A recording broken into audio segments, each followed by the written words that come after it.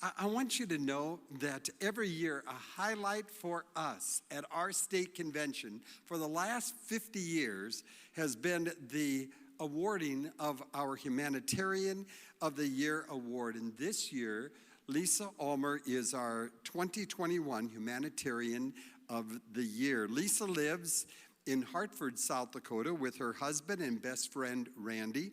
They have 2 sons, a daughter-in-law, 2 granddaughters. They are members of the St. George Parish and the Hartford Humboldt Right to Life chapter. Lisa is happily retired and feels so blessed to have her family close by here in Sioux Falls. She enjoys music, playing guitar and piano, family get-togethers, tea parties, dress-up, and puzzles, coffee with friends, and laughing until she cries. Lisa writes, and I quote, friends, "My commitment to the sanctity of human life began at the age of 8 when Roe v. Wade became the law of the land, and Mom sat me down and asked me to wear this bracelet until the law was reversed.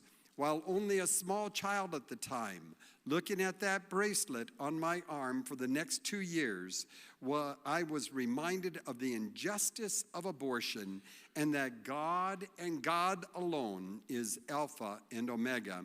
We all have a role to play. Although my place may be behind the scenes, your place may be in prayer, on the sidewalk, or testifying before Congress. As it says in Galatians 6:9, let us not grow tired in doing good, for in due time we shall reap our harvest if we do not give up." Lisa, very, very well said. It was James Allen who wisely said, "No duty is more urgent than that of returning thanks." Hear it again. No duty is more urgent than that of returning thanks. Well, today is our day to return thanks to a lady who really, really deserves this honor, Lisa Ulmer. Please give her a warm welcome. Lisa, come on up here.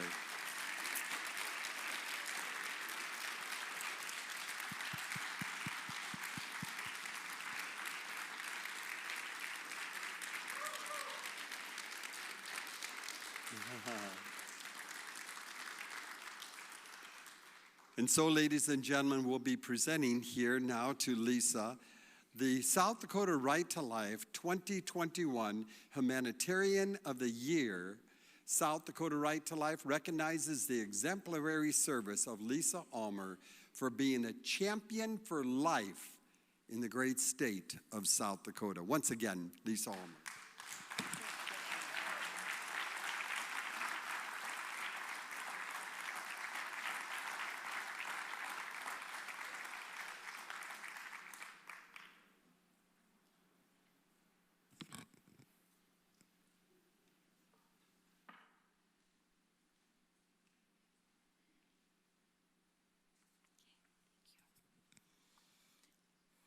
Well, thank you. Thank you very much. I told my friend in our group that no one does these things looking for recognition. So let me accept this award on behalf of our entire group at Hartford Humboldt Right to Life. That would be fitting since this year we celebrate 20 years. That kind of makes us young in our daily challenge that we face to bring dignity to all human lives, and especially those innocent unborn. How is it that we as pro-lifers are gaining traction? By passing the torch as early as possible through involvement in education. People ask me, what's your story?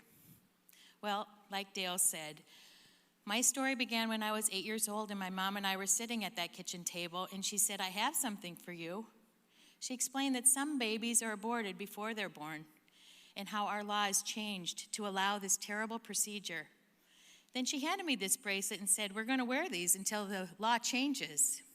So I wore that bracelet for 2 years until my mom finally told me that the abortion law wasn't changing soon, and that although I didn't need to wear that bracelet all the time, we need to end abortion.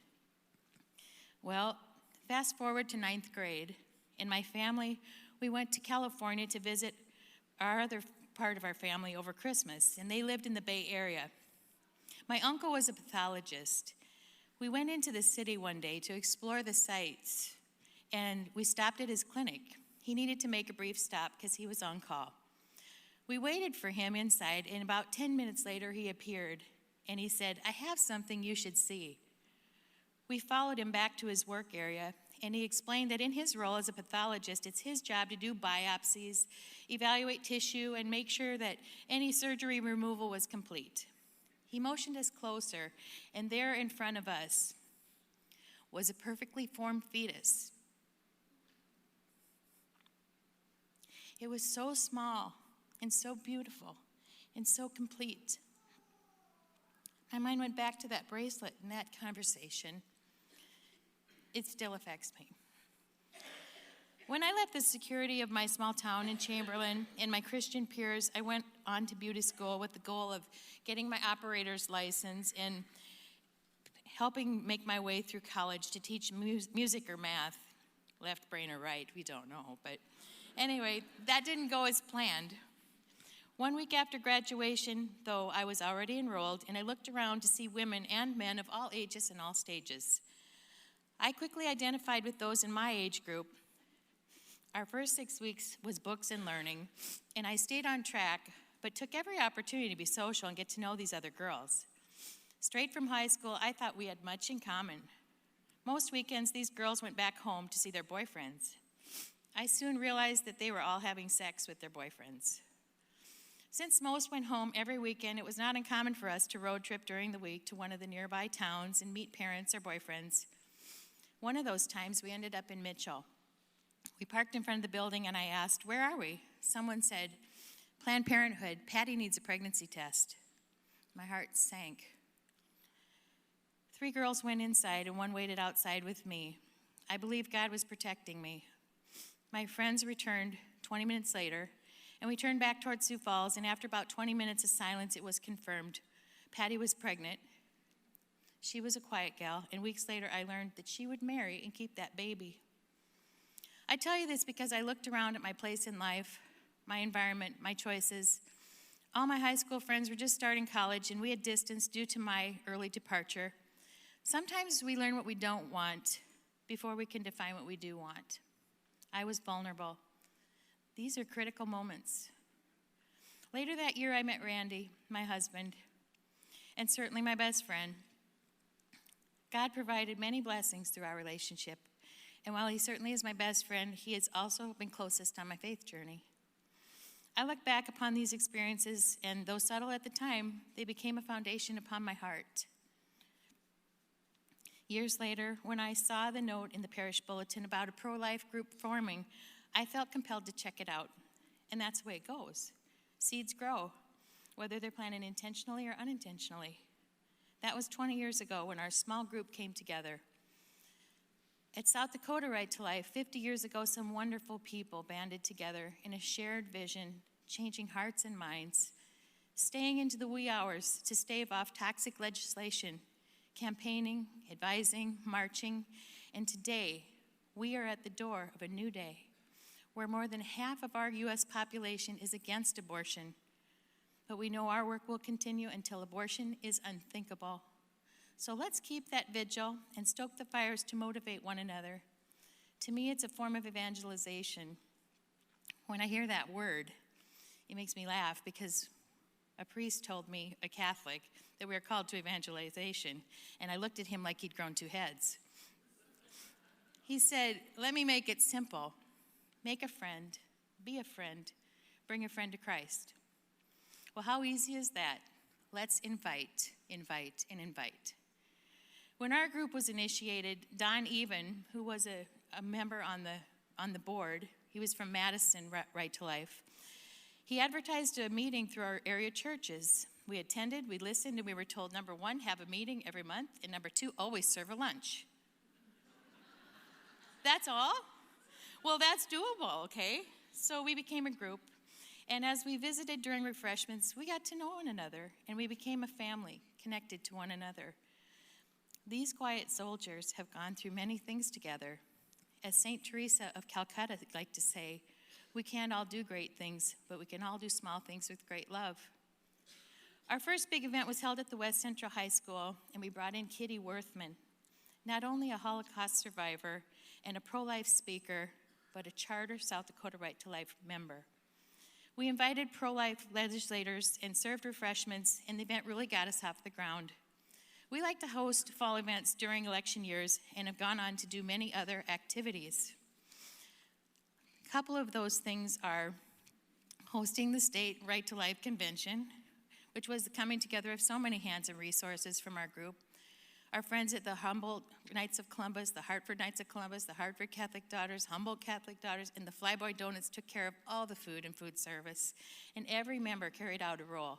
Registration, basket auction, vendor booths, set up, tear down. It really brought us together. And I just want to say what a wonderful event this is. It's just really is over the top. So we are really grateful.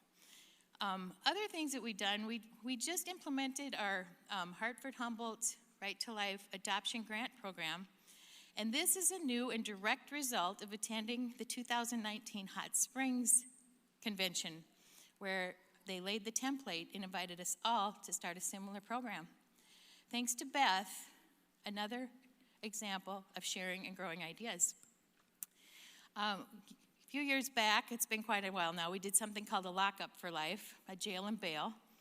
We made a jail out of refrigerator boxes, and we had an info booth at the jail, and carnival goers could give a donation and put a warrant out for someone's arrest, which amounted to a 5-minute stay and a gift when they left. Most inmates loved it and initiated similar warrants. You can ham that one up with badges and kerchiefs and cowboy hats and all that stuff. And then our cookie sales are extremely popular.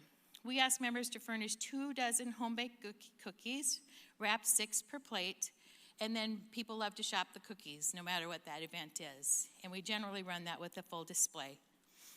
Other things that we've done are hosting Truth for Youth, parades, hosting speaker events, hosting baby showers, seasonal baby showers, volunteering at Alpha Center, sponsoring Alpha Center banquet tables, participating in the Roe v. Wade Vigil, participating in Life Chain, bake sales, selling Christmas cards, pro-life canvassing and door hangers, Facebook pro-life advertising at Planned Parenthood, displaying crosses, attending legislature for a day, bi-monthly baby memorial at the cemetery, sponsoring and attending conventions, education of our youth, our baby bottle project, our youth events, literature, pins and takeaways, erecting a sign on Highway 19, an adoption baby shower, distributing the voter guides, touring the Alpha Center, providing bulletin inserts, sponsoring Alpha events, Pizza Ranch fundraisers, praying at Planned Parenthood for 40 Days for Life, hosting legislative panels, helping with the St. Vincent de Paul diaper drive, helping with Sioux Falls Cares, membership drives, inviting Sioux Falls to membership and restart, monthly pro-life rosary, 40 days, speakers and sign-up weekends and movie events. Hartford Humboldt Right to Life has members from 4 communities and 6 churches. Our meetings generally consist of 12 to 15 people. We meet monthly and post events, photos, and minutes as press releases to our newspaper. And even though we're mostly background people, we know it's important for the public to know us. Sorry, I lost my page here. Oh dear, here we go. Some projects, like the Right to Life Convention, have felt like climbing a huge mountain, but we all have a role to play, and we link arms with others. One day on the sidewalk with 40 Days for Life, I met Nancy Ketchell. We became fast friends, and as we talked, Nancy became interested in our group and wondered about attending a similar group in Sioux Falls. I told her that no group currently existed, but invited her to come to our group and get involved and maybe someday restart something in Sioux Falls down the road. Nancy, Dave, and Shane became members, helping us host the convention. And with Dale and Debbie's help, they went on to reestablish the the Sioux Falls area Right to Life. And so it goes. We try hard to support the pro-life activities around us. Life Chain, St. Vincent de Paul Diaper Drive, 40 Days for Life. It seems like those who do Life Chain become more comfortable with the peaceful, prayerful process and are willing to do 40 Days for Life. 40 Days for Life brings interaction with others in the pro-life movement, and so it grows. What's the secret sauce? I don't have it, and you don't have it. Matthew has it. Matthew 18, 15 to 20. Where 2 or 3 are gathered in my name, I am in their midst. That's the secret sauce. It's him, because he first loved us. So let's find strength in one another and share the load, share ideas, and share the synergy that comes from working together. Thank you.